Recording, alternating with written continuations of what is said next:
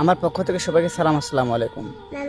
যারা বলেন যে বাবুর মাকে আনবেন না, শুধু তাদেরকেই বলি, বাবুর বয়স যখন 7 মাস বয়স, তখন কিন্তু বাবুকে রেখে চলে গেছে। বাবু তখন কিন্তু দুধ ছাড়া কিন্তু কিছু খেতে পারতো না। আর বাবুর বয়স এখন 16 মাস। বাবু কিন্তু ভাত, সুজি, মিষ্টি, দই এগুলো কিন্তু মোটামুটি খেতে পারে। এখন কিন্তু আর কিন্তু সমস্যা নাই। আমার কথা বাদ দিলাম, এতই ভালোবাসে স্বামী সন্তানের চেয়ে, এতই ভালোবাসে তাকে যে স্বামী সন্তানের কথা ভাবলো না, অন্য ছেলের হাত ধরে চলে গেল। কিভাবে পারলো? এতটুকু মাসুম বাচ্চার কথা কি একবার ভাবলো না যে এদের দুধ ছাড়া তো কিছুই খেতে পারে না?